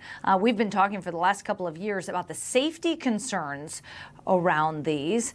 Take a look at this video out of Champlin yesterday because it's pretty incredible. It shows two juveniles who are riding on what we call an e-moto together when they cross directly in front of traffic on Highway 169, right in front of cars going about 55 miles per hour. Clearly, the officer then pulls over and gives the juveniles a little chat. Neither rider, by the way, was of legal age to ride, and neither was wearing a helmet. We thought it was worth talking about, so we called up the Champlin Police Department and invited them to come on and talk about what they saw and their concerns around e-scooters and e-bikes. Champlin officer Ben Nelson joins me now to chat about it. Ben, thanks for joining the show. Thanks for the opportunity, Courtney. I appreciate it. Okay, so first of all, talk to me about what happened yesterday, what you witnessed with these two juveniles. So I was going northbound on Highway 169. We had just come out of a construction zone by 109th when I noticed this bike on the shoulder, and it appeared to be going about 20 miles an hour, and it looked like it was going to go and make a right-hand turn onto 114th. So as I got up behind them, I was ready to turn my lights on and have a conversation with them when all of a sudden they made a left turn right in front of traffic, as you saw, and were nearly struck and killed. Talk to me about your, I'm sure like most communities, you see these all over the place. What are your main concerns when it comes to the safety of these? I think a lot of parents don't understand how fast these go. Most kids learn to ride their bikes with their training wheels and their parents right behind them. But I think parents these days are just glad to get their kids off a screen and get them outside. And so the bikes are easily available. They're relatively inexpensive. And I think parents are just glad that there's another alternative for kids to get to their sports and school activities. But again, they're not wearing helmets, most of them, and they don't realize how fast these bikes are capable of traveling. There were several laws presented to the legislature this past session to try and get some more rules around these bikes. They kind of fall into this weird gray area when it comes to the law, helmets and age requirements and such.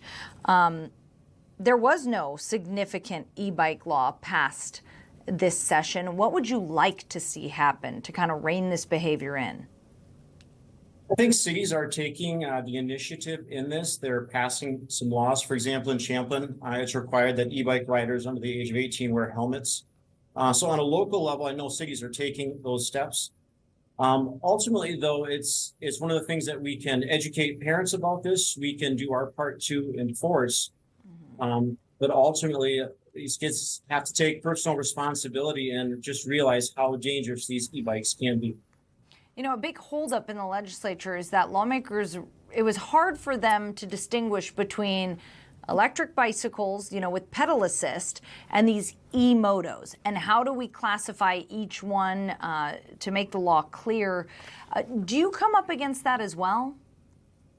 I think that is a difficult thing. The laws are clearly written, but so many of these bikes fall into two separate categories. For example, the one that we had yesterday, the teenager told me it was capable of going 45 miles an hour, which would clearly make it an e-moto. However, it also had pedals. So it was similar to your typical electric bike with pedal assist. So it was kind of a crossover between the two. And figuring out which category it falls into can be challenging.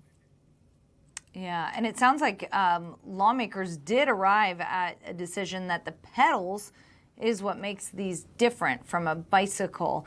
I know those e-motos can go like 45 miles per hour. You mentioned that parents you don't think know what their kids are riding when they get on them. But what about the fact that these kids didn't have helmets on? They had a friend on the back. What kind of conversations should parents be having with their teens before they buy them this $3,000 device? I think if they're watching this video today and they've purchased an e-bike for their kid, I would hope that they would sit down and have a conversation with them, a lengthy conversation. And parents want to do that, for all the money that parents invest in sports and spend hundreds and thousands of dollars to make sure their kids have the latest cutting edge stuff and to make sure that they're safe playing these sports. I think they need to take the same approach when it comes to these e-bikes and make sure their kids are of the appropriate age and make sure that they have the appropriate equipment. Helmet's pretty basic. Everybody knows that. I'm curious, in this situation, did you call the parents? I mean, is that something that you guys do when you catch these kids acting dangerously on the bikes? Yes, it is. So I talked to both of them. Both of them, I don't think, realized how close they had come to being struck and killed. But I made it very clear that either their parent was going to come and pick them both up and take the bike home, or I would be impounding it. And did that happen? Their parents came and picked them up? Did you get to talk with the parents? I did speak with both parents and received a favorable and obviously a very concerned response, given the fact that their kids had almost been killed.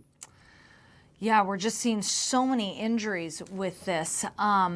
Really concerning to see those kids just turn right into traffic. I really appreciate you making the time.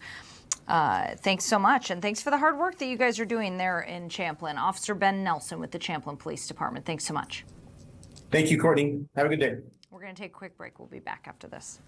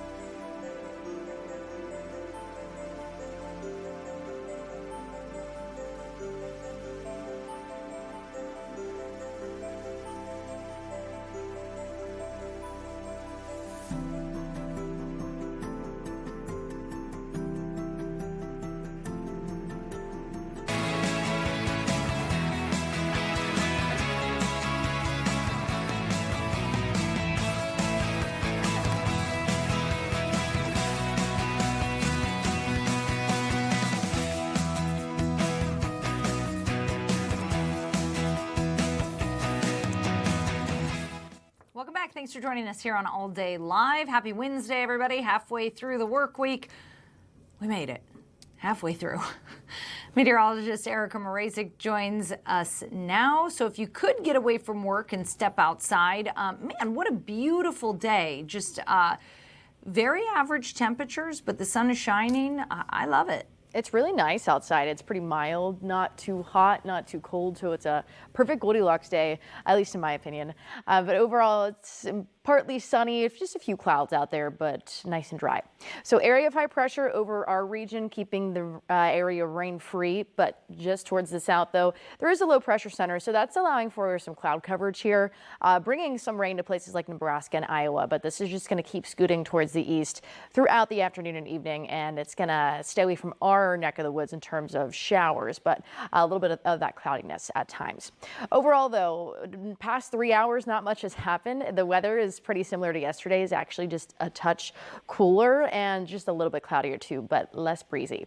So normally today, our high temperature is mid-80s for the middle to end of July, but so far today it's only reached about 73 here in the metro. So far that's a temperature that you would normally get at the end of May. So it doesn't really feel very summer-like today, but it will be feeling summer-like once we head into tomorrow and especially into the weekend, because I am tracking another heat wave.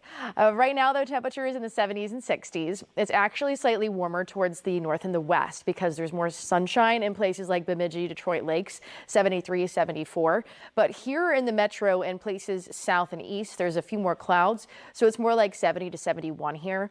And then temperatures in the Arrowhead, 60s and a few 50s too, around Grand Marais and around Duluth. So a midweek mellow with some cooler than normal temperatures. The breeze is pretty light from the north and the west.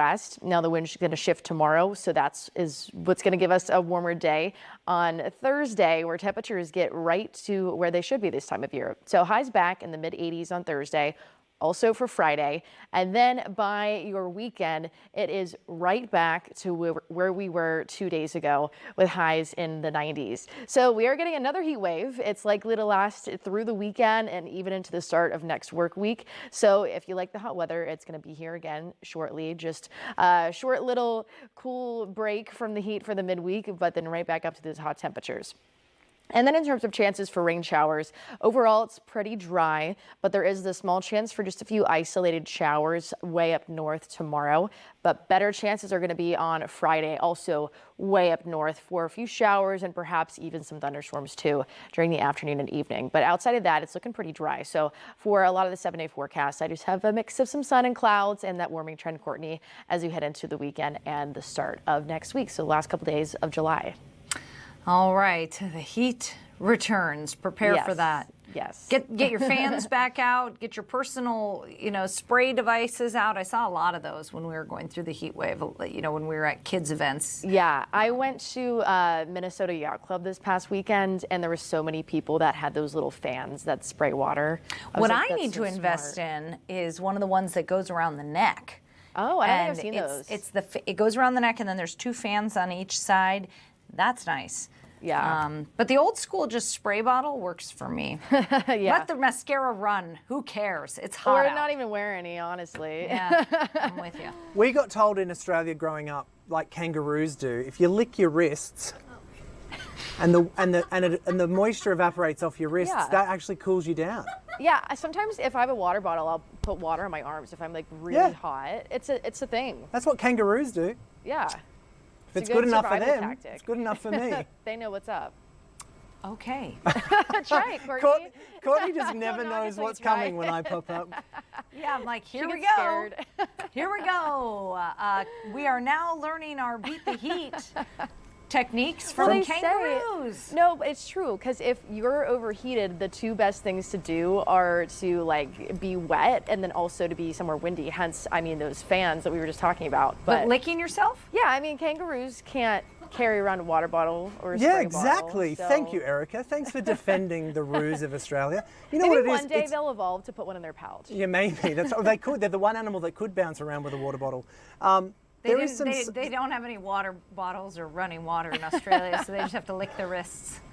Well, it's got to do with the fact that you've got your veins and things are so close to the surface of your skin here as well. And so as the cooling happens off of your wrist, it cools down your blood as it travels through your body. That makes so much sense.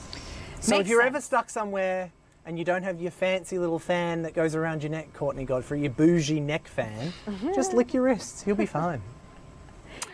All right. Learning something new with you every day, Paul.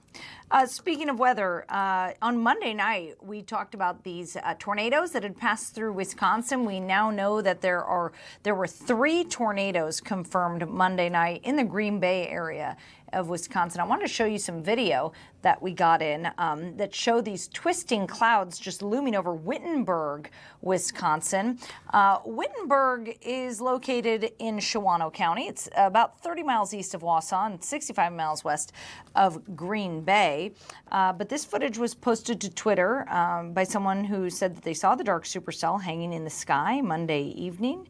And pretty soon after that, the Weather Service confirmed that tornadoes were confirmed in the area. So that looks like the making of a tornado right there, if I'm not mistaken. But yeah, the Weather Service did confirm that there were 3 tornadoes. I don't believe that we have confirmation of what strength tornado they are yet, so we don't know what EF level those tornadoes were. National Weather Service officials have been on the ground assessing the damage and determining the level of those tornadoes. But these touched down in the Green Bay area Monday night. Quite the sight there, quite the sight. Never ceases to amaze me that there are people that will stop and go towards those things and make sure they can capture the footage of it. I mean, it's an incredible, I'm sure it is a sight to be seen, but well, I as would a be news hopping reporter, in the car I've been and heading sent in the other direction. I've been sent into those situations more times than I can count as a news reporter, so somebody's got to capture it, Paul. Do they? I don't know. Can't we just take the warning? There's a tornado over there, just avoid it. There's something about us humans, isn't it, that we just really have to go and look and see. In their defense, it wasn't a tornado yet. So. To each their own. That's what makes this world such a beautiful thing, huh? Everyone's so different. Everyone, and don't yuck other people's yums. Do not yuck anyone else's yum. All right, Paul. We're going to take a quick break. We'll be back right after this.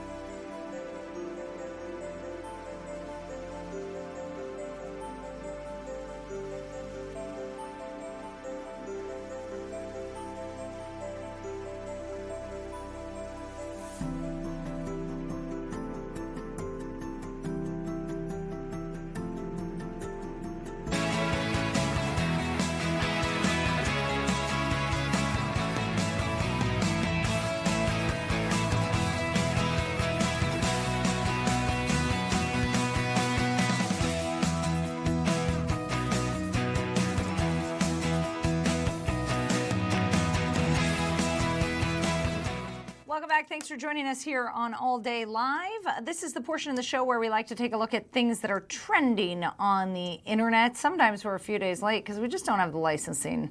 So we apologize for that. And some of those today are ones you've been seeing for days now in a segment we like to call, Wait, What's Happening? Because what is actually happening in this next video? Have you heard about Jimothy? He's a raccoon in Seattle. Who has become somewhat of an internet celebrity in this last week because of his shortened spine. So veterinarians believe that he has a condition called short spine syndrome, a condition that compresses and fuses his vertebrae, giving him a short, stunted, almost spherical look. Take a look at Jimothy as he's been captured around Seattle neighborhoods. Oh, look at cute little Jimothy, just itching his pit there, getting a little itching. So yeah, he's been a regular visitor to some backyards in a Seattle neighborhood. The raccoon often just sits on the fence or digs around looking for food. We've seen various videos of him over the last week. He's become an internet sensation in the last week, and the individual who took this video said she felt lucky to have captured this moment on video with his newfound fame and his viral antics, I guess, on social media. Yeah, so I was just having a quick read before. They were saying that while veterinarians believe that it is short spine syndrome, they'd have to actually capture him to be then able to determine what it is, the condition that he has. And at this point, they're like, he's doing fine. We're not going to capture him. We're just going to let him do. He's plenty healthy. What they are surprised at is seeing an animal in the wild with a condition like this, that is surviving against all odds out there, is able to find food, is able to live, is able to thrive. Hats off to Jimothy. Well, you know what they call the raccoon? In French, raton laveur. No, not in French. Oh. Here in America, we call them trash pandas. Trash pandas, yes. Very adaptable creatures, and I guess maybe it's his smarts and his adaptability that's allowed him to survive with this condition. Other animals I saw that have it are pets, like dogs. People might be able to have a dog that has got a similar condition or does have short spine syndrome. But again, a domesticated animal is able to survive because they're looked after by people. Jimothy, he's out there doing it for himself. He's quick, let me tell you. We've seen videos of this guy over the last week where he is really moving. In that video, he was just chilling on the fence, but he is really moving. Yeah.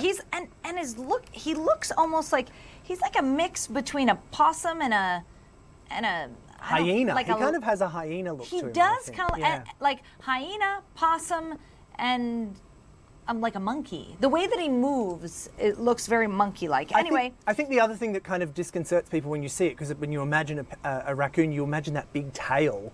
And so when you actually watch the videos now, you'll see his tail is quite tucked in and quite short as well.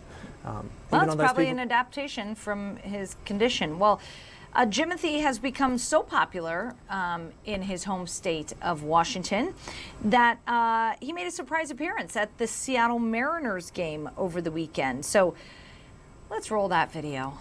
My goodness. Jimothy. Jimothy is running in the mascot race. Oh my goodness. Why did they, poor Jimothy, why did the person who's depicting Jimothy have to really lean on his disability? I find this very ableist, personally. No, Paul? Yeah, I think you're right. I mean, they could have just been a raccoon running and called it Jimothy. They didn't need to do the leaning over. Yeah, I didn't like, and they made him look very, because he's disabled, they made him trip and he was slow, and I'm not down.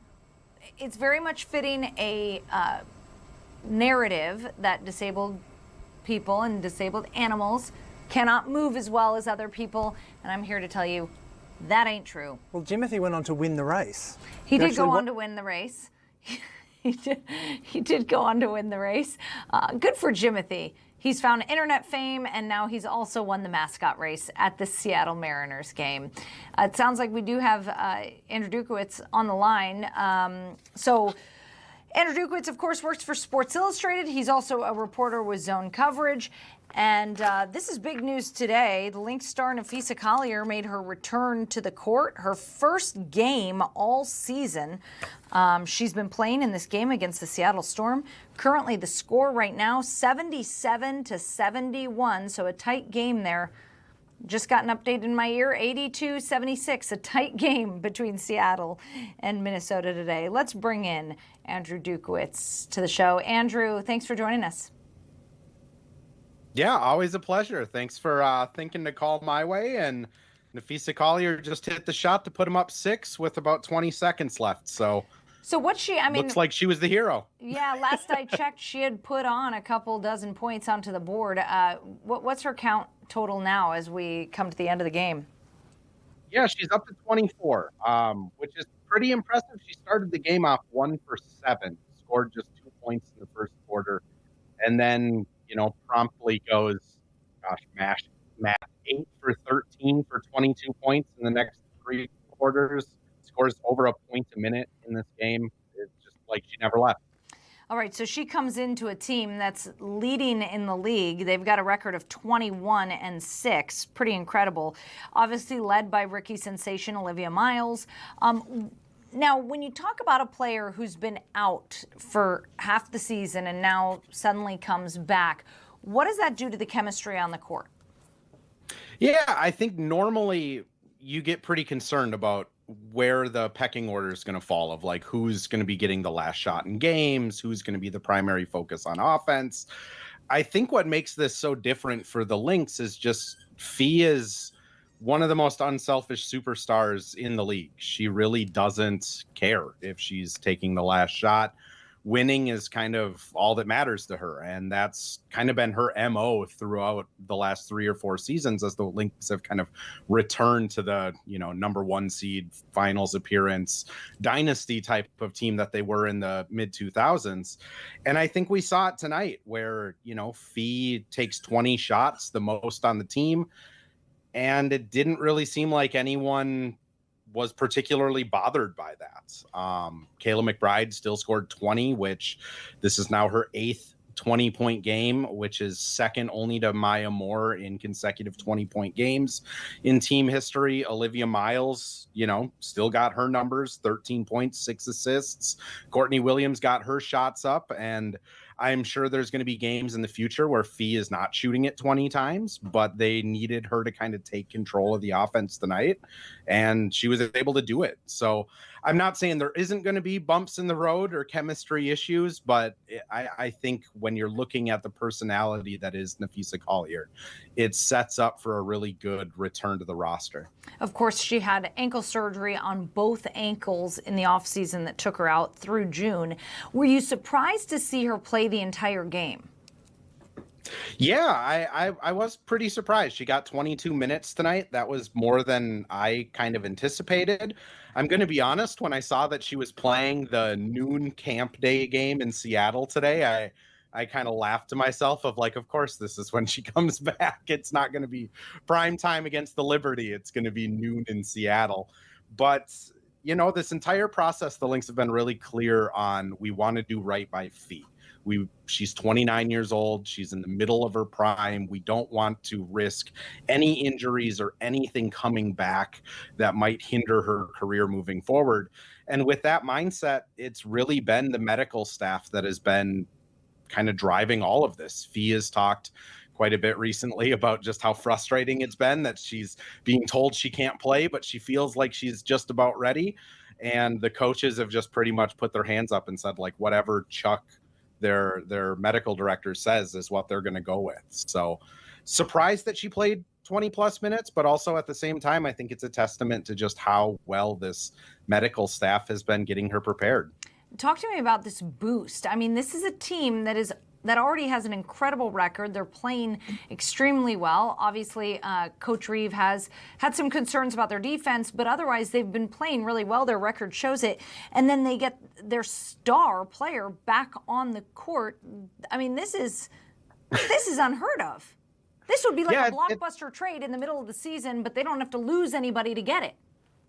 Yeah, it's pretty unfair. I mean, that's kind of the word I hear the most talking to like opposing beat reporters and stuff is this is the number one team in basketball. Their defense is still, I think, fourth in the league. Their offense is second in the league, and they're getting a player back that finished at second place in MVP last year and in 2024. She's the 2024 defensive MVP, and she's the second WNBA player ever to shoot 50% from the field, 40% from three, and 90% from the free throw line last season. So not only are they getting back like the second best player in basketball, but they're getting back the most efficient shooter the league has really ever seen and a defensive force onto a team that's the best. It literally isn't fair. Maybe not. Maybe not, but it's reality. Final score, by the way, 86-76 in that game against the Seattle Storm today.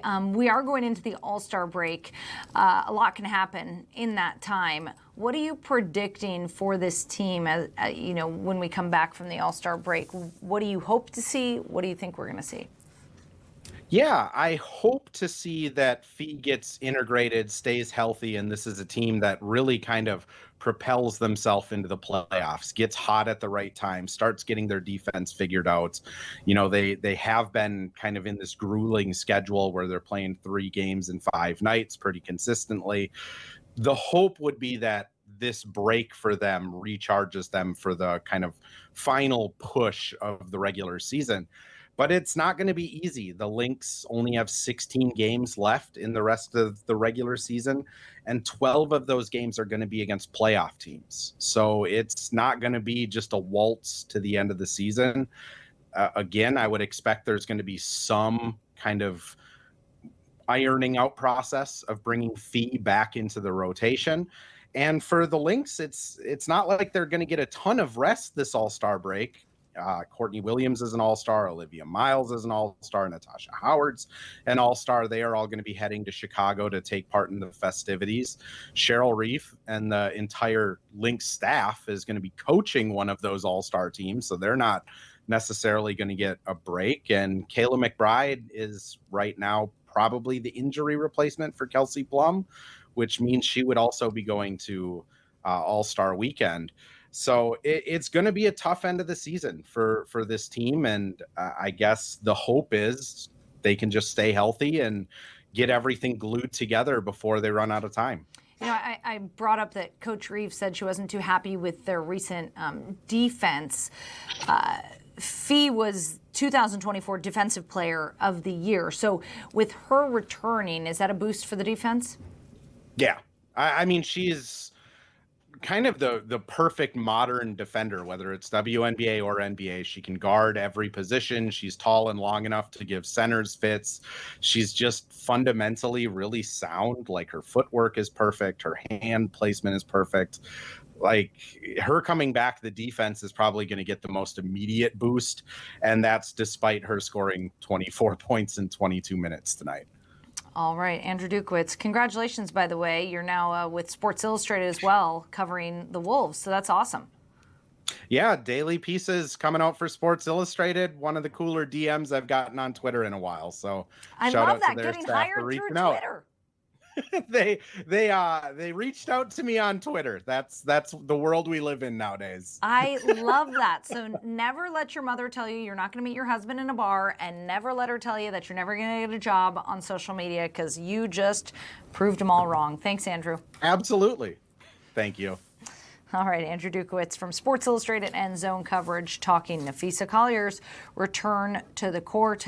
The Lynx beating the Seattle Storm 86-76 today in Seattle. We're going to take a quick break. We'll be back after this.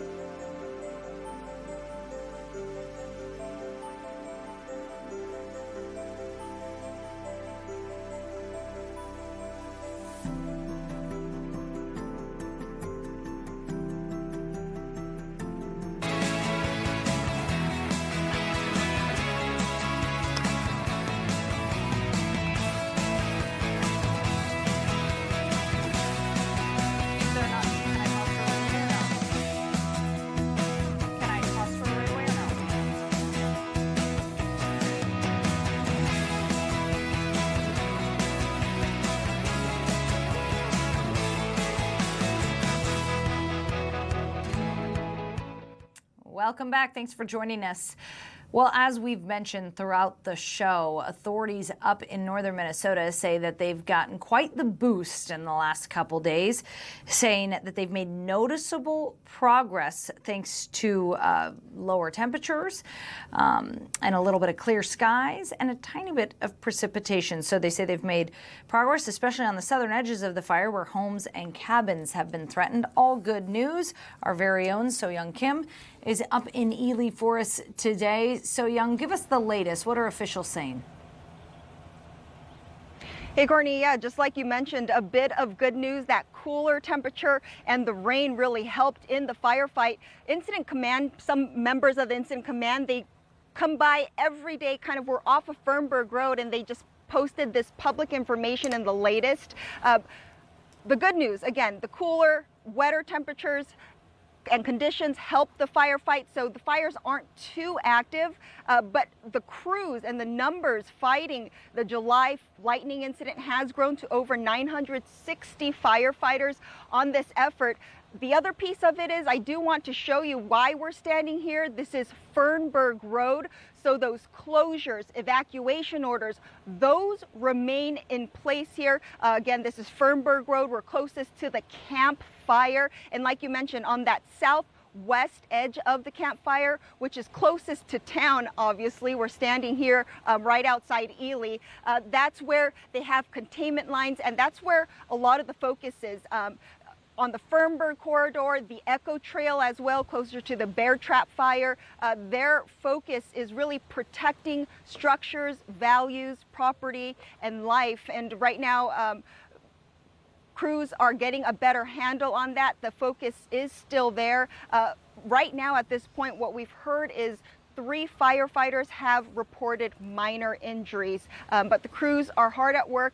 A bit of good news with the change in conditions we saw yesterday that really did help the firefight. Courtney? Talk to me about the weather, So Young, and how much that has played a role in this firefight the last couple of days. Yeah, the cooler temperatures definitely help because the warm weather we saw last week, near record temperatures and heat in this area. Obviously, that's not great for conditions. Some of the drought conditions up in the remote areas, you can only imagine how much dry fuel is there to just go up in flames. The incident meteorologist in their update today said the past couple days, the conditions, the cooler temperatures, and the bit of rain that they saw spread across the fire area did help the firefight. They are expecting, and in the last maybe half hour or so, I'm starting to feel the sun. So they are expecting a bit of a warm up over the next few days, which will dry out conditions. So that's not great news. And that's what they're watching closely over the next few days in terms of conditions. Yeah, and I was just checking the forecast here for Ely. It looks like they are going to get the same warm up that we're getting down here this weekend, with temperatures expected to possibly climb up to 90 degrees on Monday. So obviously not good for the firefight. What are you hearing from locals there? I have to imagine the mood has shifted a bit. The positivity maybe has returned. I know it's still hard on businesses though. Yeah, I think the mood, I think some of this relief is a relief, some good news in terms of the firefight, but there's still a lot of concern, the uncertainty for businesses here, for resorts, for outfitters that really rely on this peak July season. These are a couple weeks they won't be able to get back. Obviously, visitors are also concerned, and they're starting to cancel reservations weeks out, even months out. So the long-term financial impact for this area that really relies on the boundary waters and this peak July summer season, it's going to be devastating for a lot of these outfitters. One resort we spoke with not too far from here, right outside Ely, says they estimate losses right now at thousands of dollars a day. Okay, we talked about this earlier, so I wanted to touch on it again. This October 1st date, this was being reported. The Star Tribune originally earlier today was reporting that the Boundary Waters is going to remain closed through October 1st. They've since walked that back, and so the closure remains in place through Friday. But tell me what they're saying, because it sounds like they're doing it day by day, and possibly discussing maybe opening up some portions while keeping, greater portions closed. Can you just give me an update on those boundary water permits and when they think people, are they indicated at all when people might be able to get back in there? Sure, and that's a question that the Forest Service addressed in their update today. So from my understanding, the forest order that allows this temporary emergency closure of the entire Boundary Waters Canoe Area Wilderness, that forest order is technically in effect through October 1st. Sure. So that forest order is in effect through October 1st, that emergency closure of the Boundary Waters. What's in place through Friday, and that's kind of what we're updating people daily on, multiple days sometimes, is all permits have been canceled through Friday. So for the purposes of any visitors, any viewers in the area that might be looking at their trip plans or coming to the area, right now, in the near future, the Boundary Waters, they're closed through Friday. Those permits have been canceled and automatic refunds are being issued. And the Forest Service says they're reevaluating every day, and those permit cancellations are happening on a rolling basis between 4 to 7 days in advance. They're letting people know. The bit of good news with this shift in conditions and seeing some containment across the fires, Forest Service officials are starting to explore and have those conversations of where there might be opportunity to reduce those levels of closure in some of the areas. No significant changes yet. All permits entering the Boundary Waters, those are still canceled through Friday. So that's a little bit of the distinction. So they're saying they're assessing on a daily basis, Courtney. Yeah, there was a little bit of a confusion earlier when we had the Star Tribune reporting that it was going to close through October. Now they've kind of stepped that back. So there was some mixed reporting happening today. I'm glad that you were able to clear that up. Thanks so much. So Young Kim, live from Ely today. So Young, thanks for working so hard, and please stay safe out there. Thank you, Courtney. Good to see the blue skies behind So Young. Paul Milgate, we've talked a lot to lodge owners, outfitters in the last week or so, and this is hurting business so bad. I just feel for these people up there because unfortunately, we bring you the news of what's happening, but people hear that news or they see the images of the smoke and hear about the closures, and they're canceling their trips.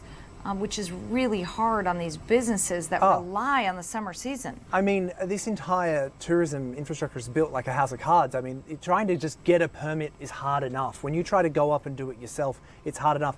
These outfitters are booking out just huge chunks of these permits to be able to do the trips in and to help people go in and see this amazing place. And now to have this chunk of time completely removed and then people trying to reschedule and trying to get in there. I mean, we're going to be seeing knock-on effects for this for months, if not even into the next season. Now, you have gone into the Boundary Waters before. I have gone into the Boundary Waters before. I think it was a 5-day trip into the Boundary Waters. It's one of the most spectacular landscapes, and to think that it's damaged is just actually really heartbreaking. Yeah, but as we've learned, it's part of nature's natural cycle, and a lot of these trees and plants, they actually need the burn in order to regrow, and so it is part of the ecosystem. And you'd be surprised, Paul, I've been up there after a big fire, because these tend to happen quite often. You'd be surprised how quickly the growth returns and the landscape is pretty unaffected by it. So, and I just want to remind people too, you saw the blue skies behind her.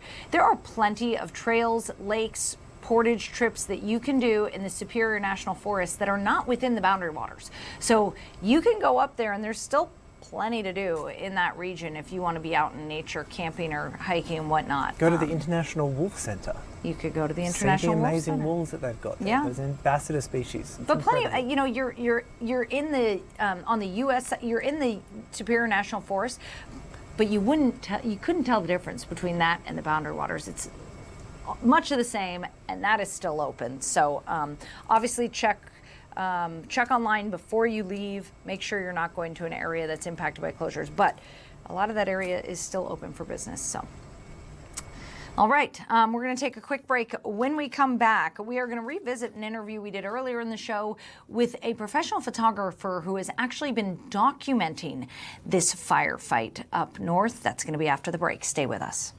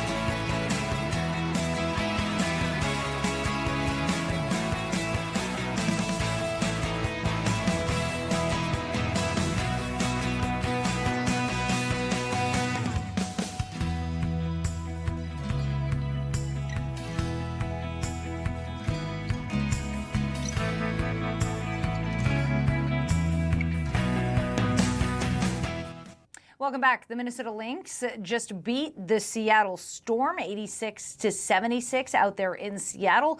Big storyline of the day is one of their star players who has been out the entirety of this season so far returned to the court in Seattle. Nafisa Collier made her return after missing the first 27 games of the season after undergoing double ankle surgery. Cheryl Reeve, the head coach, has taken to the podium to address the press. Let's dip into that live now. So there'll be ups and downs. There's no doubt about it. And happy for her. That she started with being darn impressive in her debut. Go to Andrew Dukowitz. Hey, Cheryl, you and Fee obviously have had a really close relationship over the years. What was going on for you kind of individually as you're watching Fee start making baskets and turn TV caught her a couple times turning around with that big smile on her face. Just, I guess, what was it like for you emotionally seeing her return? I didn't necessarily have any emotion once the game started. I was, just met with her yesterday and just sort of celebrated this ability to take this next step. And for the game, we sort of celebrated. It was the first time we could write her name on the board. We write our matchups and just things like that. But once the game started for me, I'm not thinking about that. I'm thinking about I've got to make sure I do the right thing for Fee and to make sure that we manage the minutes appropriately. We were not going to go chasing a win, one way or the other, whether it was, getting her off the floor because maybe it didn't go well or keeping her on longer than what we needed to just to win the game. It was, a rough game for our guards, to sort of still kind of find a way. And like I said, I didn't have her taking the most shots on the team. And to be the one that's, got the 10 rebounds. I guess while she was sitting over there, she, sort of noted maybe that we would need some rebounds, we'd need some defense. And I'm just happy for her. I think, like I said, I didn't have emotions once the game started. I was, when you looked up at the end and, you just feel happy for her, but it's one game. And now she gets to, have a break and get ready for the next game when we come out of All-Star. Thanks. You're welcome. The last question is Sophie. Hi, Coach. Sophie Dumont here with the Ballers Magazine. Congrats on the win. Last time you saw Seattle, they scored 102. Tonight, you held them under their season average with 76. Just wanted to get your assessment on the defensive effort tonight with feedback in the lineup. First half, we weren't very good. They were on their way of scoring more than 90. They had 45 at the half. So we were, not necessarily getting our basic concepts in, holding them to 31 in the second half. We got a little bit truer to our identity. It was nice to see that come back. I think, they made 13 threes. And so making shots, they had some open threes. This time they didn't make them. That's how it happens. It's, from one game to the next. And, I think I fully expected that it would not be, neither team would be anywhere close to 100 because both teams are actually really one of the, two of the better defensive teams, and them doing a terrific job over the last 5 or 10 games of holding their opponents' effective field goal percentage at a really good number. So for us, it's been a while since we, got this number down there. We had a defensive rating of a 93.7, I think it was, for this game. So it's been a while since we've been able to say that. So I'm happy to go into the break knowing that, it still matters to them and to find a way to, sort of gut out second game on the road against the same team, guard play not being what we're used to. Just, you have to win. You have to win anyway. Fee's return obviously was pivotal in that, our ability to get the win. Thank you. Thanks.